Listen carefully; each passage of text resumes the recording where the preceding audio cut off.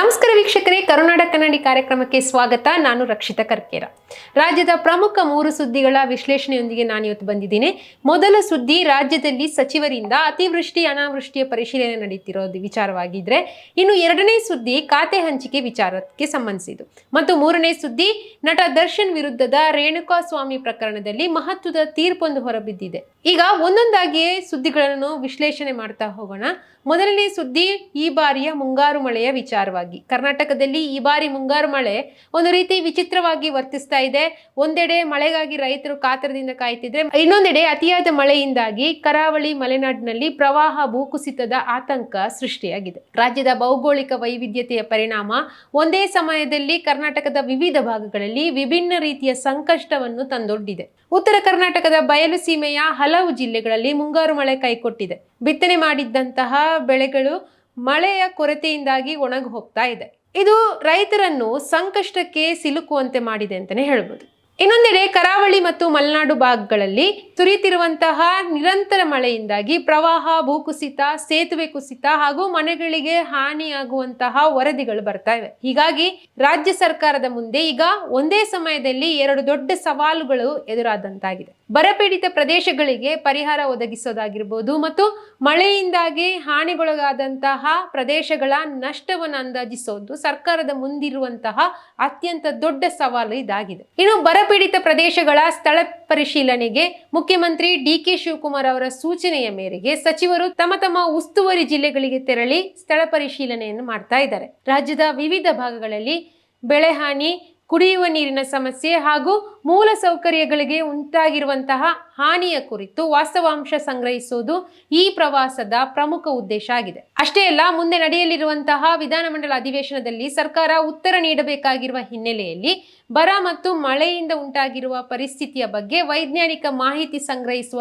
ಕೆಲಸ ಕೂಡ ನಡೀತಾ ಇದೆ. ವಿಶೇಷವಾಗಿ ಬರಪೀಡಿತ ಪ್ರದೇಶಗಳ ಪಟ್ಟಿಯನ್ನು ಸಿದ್ಧಪಡಿಸಿ ಕೇಂದ್ರ ಸರ್ಕಾರಕ್ಕೆ ಸಲ್ಲಿಸುವ ಅಗತ್ಯವಿರುವ ಮಾಹಿತಿಯನ್ನು ಸಂಗ್ರಹಿಸಲಾಗ್ತಾ ಇದೆ. ಇನ್ನು ಉಪಮುಖ್ಯಮಂತ್ರಿ ಡಾಕ್ಟರ್ ಜಿ ಪರಮೇಶ್ವರ್ ಅವರು ತುಮಕೂರಿನ ಕಾಗೇನಹಳ್ಳಿ ಮತ್ತು ಮೇಲುಕುಂದೆ ಗ್ರಾಮಗಳಿಗೆ ಭೇಟಿ ನೀಡಿ ಬರ ಪರಿಸ್ಥಿತಿಯನ್ನು ಪರಿಶೀಲನೆ ಮಾಡಿದರು. ಈ ವೇಳೆ ಕೃಷಿ ಚಟುವಟಿಕೆಗಳ ಮೇಲೆ ಮಳೆ ಕೊರತೆಯಿಂದ ಆಗಿರುವಂತಹ ಪರಿಣಾಮ ಹಾಗೂ ಗ್ರಾಮದಲ್ಲಿನ ಕುಡಿಯುವ ನೀರಿನ ಸಮಸ್ಯೆಯ ಬಗ್ಗೆ ಕೂಡ ಅವರು ಮಾಹಿತಿ ಪಡಿತಾರೆ. ಸ್ಥಳೀಯ ರೈತರು ಮತ್ತು ಗ್ರಾಮಸ್ಥರೊಂದಿಗೆ ನೇರವಾಗಿ ಸಂವಾದ ನಡೆಸಿದ ಪರಮೇಶ್ವರ್ ಅವರಿಗೆ ತಮ್ಮ ಸಮಸ್ಯೆಗಳನ್ನು ವಿವರಿಸಲಿಕ್ಕೆ ಶುರು ಮಾಡ್ತಾರೆ. ಬರ ಪರಿಸ್ಥಿತಿಯಿಂದಾಗಿ ಜನರು ಮತ್ತು ರೈತರಿಗೆ ಯಾವುದೇ ರೀತಿಯ ತೊಂದರೆಯಾಗದಂತೆ ಅಗತ್ಯ ಕ್ರಮ ಕೈಗೊಳ್ಳುವಂತೆ ಪರಮೇಶ್ವರ್ ಅವರು ಅಧಿಕಾರಿಗಳಿಗೆ ಈ ವೇಳೆ ಸೂಚನೆ ಕೂಡ ನೀಡಿದ್ದಾರೆ. ಗ್ರಾಮಗಳಲ್ಲಿ ಕುಡಿಯುವ ನೀರಿನ ಸಮಸ್ಯೆ ಎದುರಾಗದಂತೆ ಎಚ್ಚರಿಕೆ ವಹಿಸುವಂತೆ ಕೂಡ ಅಧಿಕಾರಿಗಳಿಗೆ ಒಂದು ರೀತಿಯ ನಿರ್ದೇಶನ ಸಿಕ್ಕಿದೆ ಅಂತಾನೆ ಹೇಳ್ಬೋದು. ಇನ್ನು ವಿಜಯಪುರ ಜಿಲ್ಲೆಯ ಬಬಲೇಶ್ವರ ವಿಧಾನಸಭಾ ಕ್ಷೇತ್ರದ ನಾರಾವಾಡ ಗ್ರಾಮದಲ್ಲಿ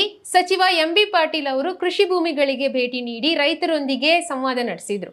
ಜೋಳ, ಕಬ್ಬು ಹಾಗೂ ಹತ್ತಿ ಬೆಳೆಗಳಿಗೆ ಮಳೆಯ ಕೊರತೆಯಿಂದ ಆಗಿರುವಂತಹ ಪರಿಣಾಮವನ್ನು ಪರಿಶೀಲನೆ ನಡೆಸಿದ್ರು. ಸ್ಥಳ ಪರಿಶೀಲನೆ ವೇಳೆ ಅವರು ಈ ಸಮಸ್ಯೆಗಳ ಬಗ್ಗೆ ಮಾಹಿತಿಯನ್ನು ಪಡ್ಕೊಳ್ತಾರೆ. ಬಿತ್ತನೆ ಮಾಡಿದ್ರು, ಮಳೆ ಬಾರದ ಕಾರಣ ಬೆಳೆಗಳು ಹಾಳಾಗಿರೋದ್ರಿಂದ ರೈತರು ತೀವ್ರ ಸಂಕಷ್ಟದಲ್ಲಿದ್ದಾರೆ. ರೈತರ ಪರಿಸ್ಥಿತಿಯನ್ನು ಗಮನಿಸಿದಂತಹ ಎಂ.ಬಿ. ಪಾಟೀಲ್ ಅವರು ಸಂಕಷ್ಟದಲ್ಲಿರುವಂತಹ ಅನ್ನದಾತರಿಗೆ ಗರಿಷ್ಠ ಪರಿಹಾರ ಒದಗಿಸುವ ಅಗತ್ಯವಿರುವಂತಹ ವೈಜ್ಞಾನಿಕ ವರದಿಯನ್ನು ಶೀಘ್ರವಾಗಿ ಸಿದ್ಧಪಡಿಸುವಂತೆ ಅಧಿಕಾರಿಗಳಿಗೆ ಸೂಚನೆ ಕೂಡ ನೀಡಿದ್ದಾರೆ. ಸ್ಥಳ ಪರಿಶೀಲನೆ ವೇಳೆ ರೈತರ ಕೃಷಿ ಸಾಲ ಮನ್ನಾ ಹಾಗೂ ಬೆಳೆ ವಿಮಾ ಪರಿಹಾರ ಸೇರಿದಂತೆ ವಿವಿಧ ಬೇಡಿಕೆಗಳನ್ನು ಸಚಿವರ ಮುಂದಿಟ್ಟಿದ್ದಾರೆ.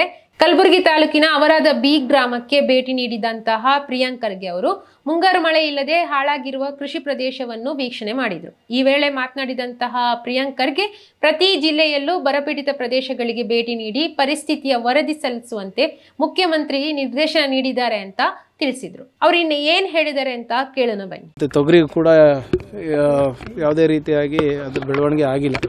ಸೊ ಈ ಸರಿ ಇಳುವರಿ ಅಷ್ಟೇ ತೊಂದರೆ ಆಗೋದಿಲ್ಲ, ಕುಡಿಯೋ ನೀರು, ಮೇವು ಕೂಡ ತೊಂದರೆ ಆಗ್ಬೋದು. ಸೊ ಅದರಿಂದ ನಮ್ಮ ಸರ್ಕಾರ ಈಗಾಗಲೇ ಎಲ್ಲ ಸಚಿವರಿಗೂ ಕೂಡ ಜಿಲ್ಲೆ ಪ್ರವಾಸ ಮಾಡಿ ಸಭೆಗಳು ಮಾಡಿ, ನಾಳೆ ಕ್ಯಾಬಿನೆಟ್ ಏನಿದೆ, ನಾಡಿದ್ದು ಕ್ಯಾಬಿನೆಟ್ ಇದೆ, ಅದರಲ್ಲಿ ಒಂದು ವರದಿ ಸಲ್ಲಿಸಬೇಕು ಅಂತಲೂ ಕೂಡ ಮಾನ್ಯ ಮುಖ್ಯಮಂತ್ರಿಗಳು ಹೇಳಿದ್ದಾರೆ. ಅಲ್ಲಿ ಚರ್ಚೆ ಆಗಿ ಮುಂದೆ ಯಾವ ರೀತಿ ನಾವು ಕ್ರಮವನ್ನು ವಹಿಸ್ಕೋಬಹುದು ಅಂತ ನಾವು ಒಂದು ತೀರ್ಮಾನಕ್ಕೆ ಬರ್ತೀವಿ. ಹಾಗಿದ್ರೆ ರೈತರು ಇಟ್ಟಿರುವಂತಹ ಪ್ರಮುಖ ಬೇಡಿಕೆ ಏನು ಅಂತ ನೋಡೋದಾದ್ರೆ, ಉತ್ತರ ಕರ್ನಾಟಕದ ಹಲವು ಜಿಲ್ಲೆಗಳಲ್ಲಿ ಬೆಳೆಗಳು ಒಣಗಿ ಹೋಗ್ತಿರುವ ಹಿನ್ನೆಲೆಯಲ್ಲಿ ರೈತರು ಸರ್ಕಾರದ ನೆರವಿನ ನಿರೀಕ್ಷೆಯಲ್ಲಿದ್ದಾರೆ. ಕೃಷಿ ಸಾಲ ಮನ್ನಾ, ಬೆಳೆ ವಿಮಾ ಪರಿಹಾರ, ಬೆಳೆ ನಷ್ಟಕ್ಕೆ ಸೂಕ್ತ ಪರಿಹಾರ, ಕುಡಿಯುವ ನೀರಿನ ವ್ಯವಸ್ಥೆ ಇವು ರೈತರ ಪ್ರಮುಖ ಬೇಡಿಕೆಗಳಾಗಿವೆ. ಸರ್ಕಾರ ವೈಜ್ಞಾನಿಕ ವರದಿ ಸಿದ್ಧಪಡಿಸಿ ಕೇಂದ್ರಕ್ಕೆ ಸಲ್ಲಿಸಿದ ಬಳಿಕ ಕೇಂದ್ರದಿಂದ ಬರ ಪರಿಹಾರಕ್ಕೆ ನೆರವು ಸಿಗುವ ನಿರೀಕ್ಷೆ ಕೂಡ ಇದೆ. ಇನ್ನು ಉತ್ತರ ಕರ್ನಾಟಕದಲ್ಲಿ ಮಳೆಗಾಗಿ ರೈತರು ಕಾಯ್ತಿದ್ರೆ, ಇತ್ತ ಕರಾವಳಿ ಮತ್ತು ಮಲೆನಾಡಿನಲ್ಲಿ ಪರಿಸ್ಥಿತಿ ಇದಕ್ಕೆ ತದ್ವಿರುದ್ಧ ಆಗಿದೆ ಅಂತಾನೆ ಹೇಳ್ಬೋದು. ಈ ಭಾಗಗಳಲ್ಲಿ ಸುರಿದ ಭಾರೀ ಮಳೆಯಿಂದಾಗಿ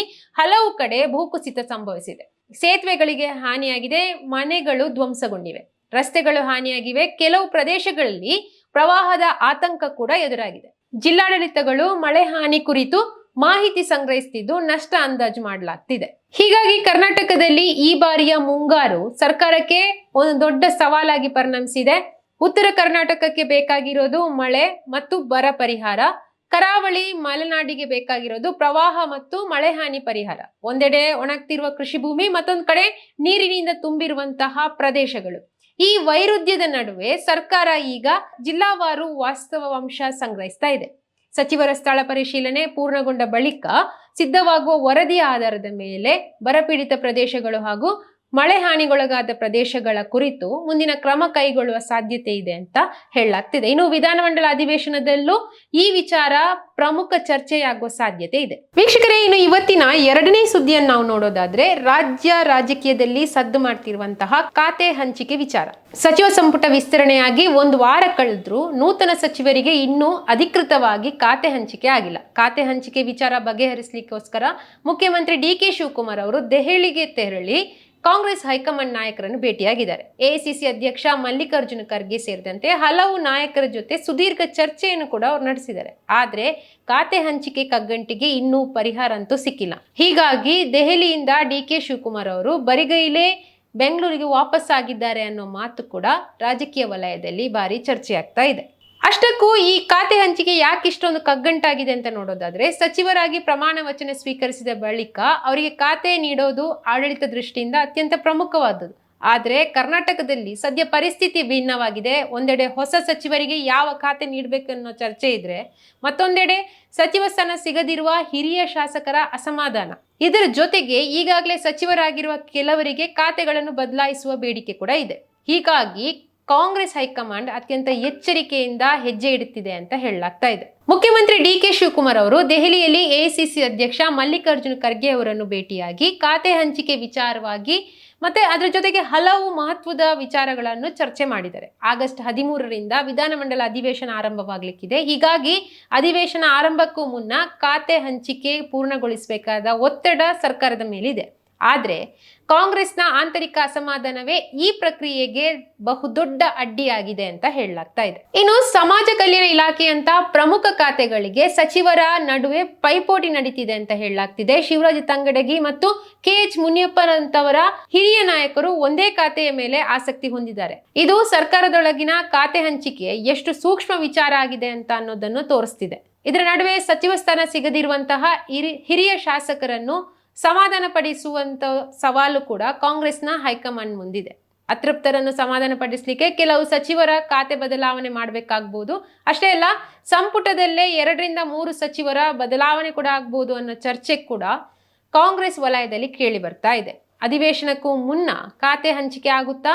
ಆಗಸ್ಟ್ 13ರಿಂದ ವಿಧಾನಮಂಡಲ ಅಧಿವೇಶನ ಆರಂಭವಾಗಲಿಕ್ಕಿದೆ. ಈ ಅಧಿವೇಶನ ಸರ್ಕಾರಕ್ಕೆ ಒಂದು ದೊಡ್ಡ ಮಟ್ಟದ ಪರೀಕ್ಷೆಯನ್ನು ತಂದೊಡ್ಡುವ ಸಾಧ್ಯತೆ ಇದೆ.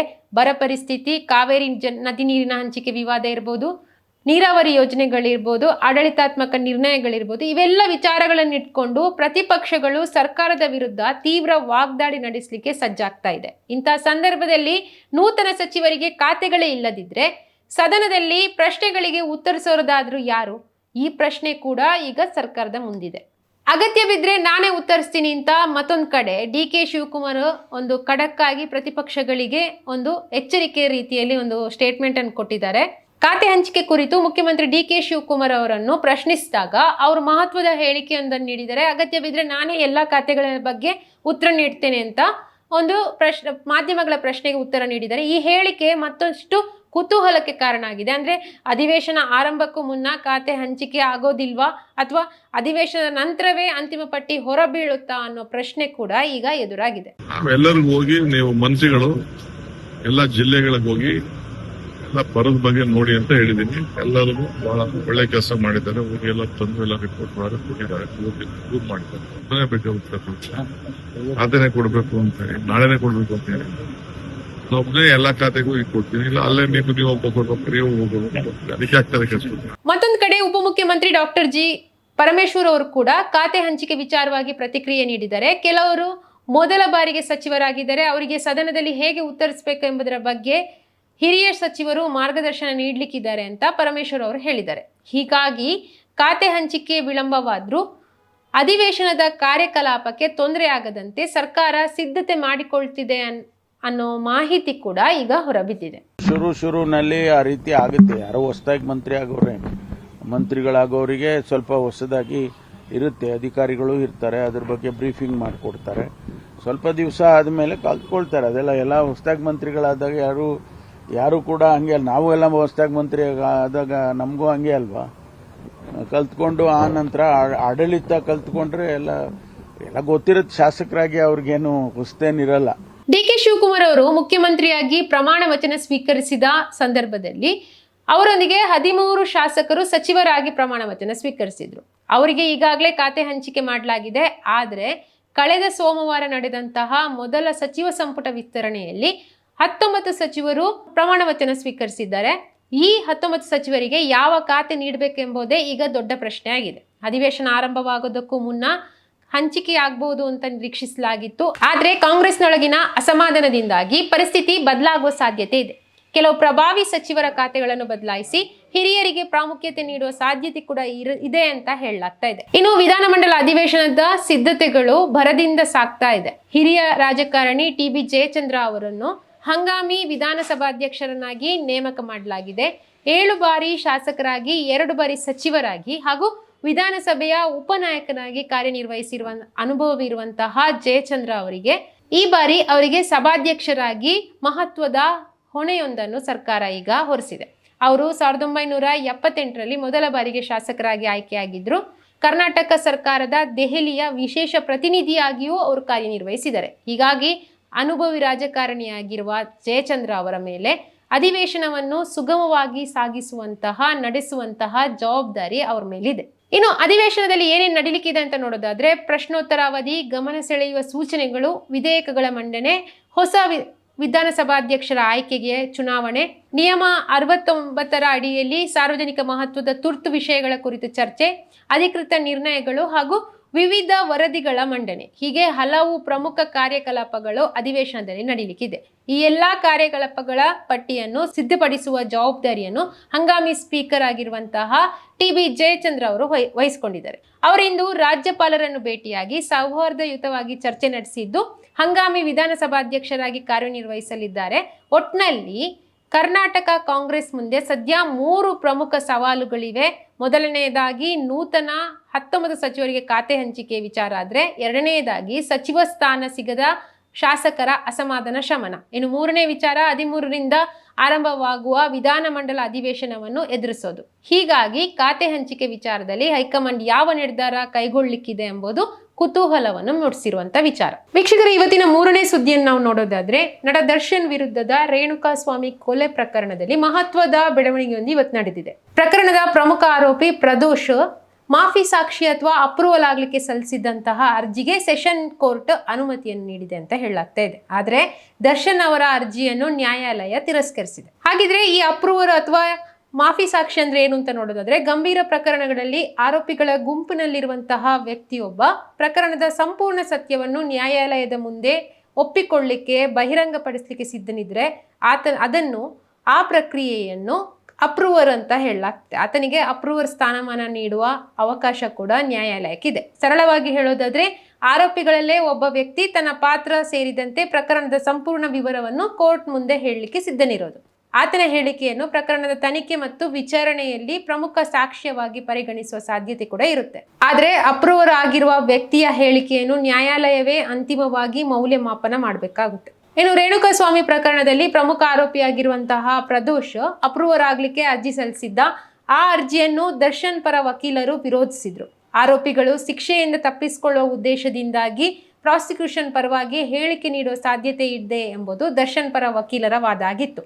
ಆದರೆ ನ್ಯಾಯಾಲಯ ಈ ಆಕ್ಷೇಪವನ್ನು ಒಪ್ಪಿಕೊಳ್ಳದೆ ಅಪ್ರೂವರ್ ಆಗುವ ಅರ್ಜಿಗೆ ಅನುಮತಿ ನೀಡಿದೆ. ಇದರಿಂದ ದರ್ಶನ್ ಅವರಿಗೆ ಈ ಪ್ರಕರಣದಲ್ಲಿ ಮತ್ತಷ್ಟು ಸಂಕಷ್ಟ ಎದುರಾಗುವ ಸಾಧ್ಯತೆ ಇದೆ. ಇನ್ನೊಂದು ಪ್ರಮುಖ ವಿಚಾರ ಅಂದ್ರೆ ಪ್ರದೋಷ್ ಅಪ್ರೂವರ್ ಅರ್ಜಿಯ ವಿಚಾರಣೆಯನ್ನು ದರ್ಶನ್ ಅವರ ನೇರವಾಗಿಯೇ ಆಲಿಸಬೇಕು, ಅವರ ಎದುರೇ ನಡಿಬೇಕು ಅನ್ನೋ ಒಂದು ಮನವಿ ಕೂಡ ಮಾಡಿತ್ತು.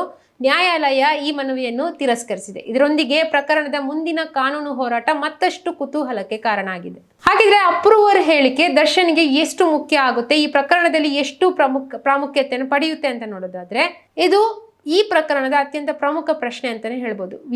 ಪ್ರದೋಷ್ ಪ್ರಕರಣದ ಒಳಗಿನ ಆರೋಪಿಯಾಗಿರೋದ್ರಿಂದ ಆತನ ಬಳಿ ಘಟನೆಗೆ ಸಂಬಂಧಿಸಿದ ಮಾಹಿತಿ ಇರಬಹುದು. ಆತ ನ್ಯಾಯಾಲಯದ ಮುಂದೆ ನೀಡುವ ಹೇಳಿಕೆಯಲ್ಲಿ ಕೊಲೆ ನಡೆದ ಸಂದರ್ಭ, ಆರೋಪಿಗಳ ಪಾತ್ರ, ಘಟನೆಯ ಮುನ್ನ ನಡೆದ ಬೆಳವಣಿಗೆಗಳು ಮತ್ತು ನಂತರ ನಡೆದಂತಹ ಕ್ರಮಗಳ ಕುರಿತು ಮಾಹಿತಿ ನೀಡಿದರೆ ಅದು ಪ್ರಾಸಿಕ್ಯೂಷನ್ಗೆ ಪ್ರಮುಖ ಸಾಕ್ಷ್ಯ ಆಗ್ಬೋದು. ಅವರ ಹೇಳಿಕೆ ಮಾತ್ರವೇ ಪ್ರಕರಣವನ್ನು ಸಾಬೀತುಪಡಿಸುವ ಅಂತಿಮ ಸಾಕ್ಷ್ಯ ಅಂತ ಹೇಳಿಕೆ ಸಾಧ್ಯ ಇಲ್ಲ. ನ್ಯಾಯಾಲಯವು ಅವರ ಹೇಳಿಕೆಯನ್ನು ವಿಶ್ವಾಸಾರ್ಹತೆ ಮತ್ತು ಇತರ ಸಾಕ್ಷ್ಯಗಳೊಂದಿಗೆ ಅದರ ಹೊಂದಾಣಿಕೆಯನ್ನು ಪರಿಶೀಲನೆ ಮಾಡಲಿಕ್ಕಿದೆ. ಇನ್ನು ಈ ಪ್ರಕರಣದ ಹಿನ್ನೆಲೆಯನ್ನು ನೋಡೋದಾದ್ರೆ ಚಿತ್ರದುರ್ಗ ಮೂಲದ ರೇಣುಕಾ ಸ್ವಾಮಿ ಎಂಬ ಯುವಕನ ಹತ್ಯೆ ಪ್ರಕರಣ ರಾಜ್ಯಾದ್ಯಂತ ಸಂಚಲನವನ್ನೇ ಸೃಷ್ಟಿ ಮಾಡಿತ್ತು. ಸಾಮಾಜಿಕ ಜಾಲತಾಣದಲ್ಲಿ ಪವಿತ್ರ ಗೌಡಗೆ ಅಸಭ್ಯ ಸಂದೇಶಗಳ ಕಳಿಸಿದಂತಹ ಆರೋಪದ ಹಿನ್ನೆಲೆಯಲ್ಲಿ ರೇಣುಕಾ ಸ್ವಾಮಿಯನ್ನು ಅಪಹರಿಸಿ ಹಲ್ಲೆ ನಡೆಸಿ ಹತ್ಯೆ ಮಾಡಲಾಗಿತ್ತು ಅನ್ನೋದು ತನಿಖಾ ಸಂಸ್ಥೆಗಳ ಆರೋಪ. ಈ ಪ್ರಕರಣದಲ್ಲಿ ದರ್ಶನ್ ಸೇರಿದಂತೆ ಹಲವು ಮಂದಿ ಆರೋಪಿಗಳಿದ್ದಾರೆ. ತನಿಖೆಯ ಸಂದರ್ಭದಲ್ಲಿ ಮೊಬೈಲ್ ಫೋನ್ಗಳು, ಸ್ಥಳದ ಮಾಹಿತಿ, ಸಾಕ್ಷಿಗಳ ಹೇಳಿಕೆ ಇವೆಲ್ಲ ಸೇರಿದಂತೆ ಹಲವು ಸಾಕ್ಷ್ಯಗಳನ್ನು ಪೊಲೀಸರು ಸಂಗ್ರಹಿಸಿದ್ದಾರೆ. ರೇಣುಕಾ ಸ್ವಾಮಿ ಅವರ ಮೃತದೇಹವನ್ನು ಸಾಗಿಸೋದು, ಸಾಕ್ಷ್ಯಗಳನ್ನು ನಾಶಪಡಿಸುವ ಪ್ರಯತ್ನ ಸೇರಿದಂತೆ ಹಲವು ಆರೋಪಗಳು ಈ ಪ್ರಕರಣದಲ್ಲಿವೆ. ಇವೆಲ್ಲವೂ ತನಿಖೆಯ ಭಾಗ ಆಗಿದ್ದು ಅಂತಿಮವಾಗಿ ನ್ಯಾಯಾಲಯದಲ್ಲಿ ಸಾಕ್ಷ್ಯಗಳ ಆಧಾರದ ಮೇಲೆ ಆರೋಪ ಸಾಬೀತಾಗಬೇಕಾಗಿದೆ. ಇದೀಗ ಮತ್ತೊಂದು ಪ್ರಮುಖ ಪ್ರಶ್ನೆ ಇದೆ. ಪ್ರದೋಷ್ ಅಪ್ರೂವರ್ ಆಗಿರುವುದು ದರ್ಶನ್ ಅವರ ಜಾಮೀನು ಅರ್ಜಿಯ ಮೇಲೆ ಪರಿಣಾಮ ಬೀರುತ್ತಾ ಅನ್ನೋದು. ಪ್ರಾಸಿಕ್ಯೂಷನ್ ಈ ಅಪ್ರೂವರ್ಗಳ ಹೇಳಿಕೆಯನ್ನು ಮುಂದಿನ ಕಾನೂನು ಪ್ರಕ್ರಿಯೆಯಲ್ಲಿ ಬಳಸಿಕೊಳ್ಳುವ ಸಾಧ್ಯತೆ ಇದೆ ಅಂತ ಹೇಳಲಾಗ್ತಾ ಇದೆ. ವಿಶೇಷವಾಗಿ ಅವರ ಹೇಳಿಕೆಗಳು ಈಗಾಗಲೇ ಸಂಗ್ರಹಿಸಿರುವ ಸಾಕ್ಷ್ಯಗಳೊಂದಿಗೆ ಹೊಂದಿಕೆಯಾಗುತ್ತವೆಯಾ ಎಂಬುದು ಕೂಡ ಅತ್ಯಂತ ಮುಖ್ಯ ಆಗುತ್ತೆ. DNA ವರದಿಗಳು, ಮೊಬೈಲ್ ಲೊಕೇಶನ್, ಸಾಕ್ಷ್ಯಗಳ ಹೇಳಿಕೆ ಸೇರಿದಂತೆ ತನಿಖೆಯಲ್ಲಿ ಸಂಗ್ರಹಿಸಿರುವ ಇತರ ಸಾಕ್ಷ್ಯಗಳ ಜೊತೆಗೆ ಅಪ್ರೂವರ್ ಹೇಳಿಕೆ ಹೊಂದಿಕೆಯಾಗಿದ್ದರೆ ಪ್ರಾಸಿಕ್ಯೂಷನ್ ಪ್ರಕರಣವನ್ನು ಮತ್ತಷ್ಟು ಬಲಪಡಿಸಲಿಕ್ಕೆ ಪ್ರಯತ್ನ ಮಾಡಬಹುದು. ಆದರೆ ಅಂತಿಮವಾಗಿ ಜಾಮೀನು ನೀಡಬೇಕೇ ಬೇಡವೇ ಎಂಬುದು ಕೋರ್ಟ್ನ ವಿವೇಚನೆಗೆ ಬಿಟ್ಟಿರುವಂತಹುದು. ಕಾನೂನು ಮಾನದಂಡಗಳ ಆಧಾರದ ಮೇಲೆ ಕೋರ್ಟ್ ನಿರ್ಧರಿಸುತ್ತೆ. ದರ್ಶನ್ ಮುಂದಿರುವಂತಹ ಕಾನೂನು ಸವಾಲುಗಳೇನು ಅಂತ ನೋಡೋದಾದ್ರೆ ಈ ಬೆಳವಣಿಗೆಯಿಂದ ದರ್ಶನ್ ಅವರ ಕಾನೂನು ತಂಡದ ಮುಂದೆ ಹಲವು ಸವಾಲುಗಳು ಎದುರಾಗುತ್ತೆ. ಪ್ರದೋಷ್ ನೀಡುವ ಹೇಳಿಕೆಗಳ ವಿಶ್ವಾಸಾರ್ಹತೆಯನ್ನು ಪ್ರಶ್ನಿಸೋದಿರ್ಬೋದು, ಅವರ ಹೇಳಿಕೆಗೆ ಇತರ ಸಾಕ್ಷ್ಯಗಳ ಬೆಂಬಲ ಇದೆಯಾ ಅನ್ನೋದನ್ನು ಪರಿಶೀಲನೆ ಮಾಡೋದಿರ್ಬೋದು, ಅಥವಾ ಪ್ರಾಸಿಕ್ಯೂಷನ್ ಮಂಡಿಸುವ ಸಾಕ್ಷ್ಯಗಳನ್ನು ಕಾನೂನುಬದ್ಧವಾಗಿ ಪ್ರಶ್ನಿಸೋದು, ಇವು ಮುಂದಿನ ಹಂತದಲ್ಲಿ ಪ್ರಮುಖವಾಗಬಹುದು. ಒಟ್ಟಿನಲ್ಲಿ ರೇಣುಕಾ ಸ್ವಾಮಿ ಕೊಲೆ ಪ್ರಕರಣದಲ್ಲಿ ಪ್ರದೋಷ್ ಅಪ್ರೂವರ್ ಆಗಲು ಕೋರ್ಟ್ ಅನುಮತಿ ನೀಡಿರುವ ಬೆಳವಣಿಗೆ ಪ್ರಕರಣಕ್ಕೆ ಹೊಸ ತಿರುವಂತೂ ನೀಡಿದೆ. ವೀಕ್ಷಕರೇ, ಇದಾಗಿತ್ತು ಇವತ್ತಿನ ರಾಜ್ಯದ ಪ್ರಮುಖ 3 ಸುದ್ದಿಗಳ ವಿಶ್ಲೇಷಣೆ. ನಾಳೆ ಇಂಥದೇ ಪ್ರಮುಖ 3 ಸುದ್ದಿಗಳೊಂದಿಗೆ ಮತ್ತೆ ಭೇಟಿ ಆಗ್ತೀವಿ. ಅಲ್ಲಿವರೆಗೆ ನೋಡ್ತಾ ಇರಿ the federal Karnataka YouTube channel. ನಮಸ್ಕಾರ.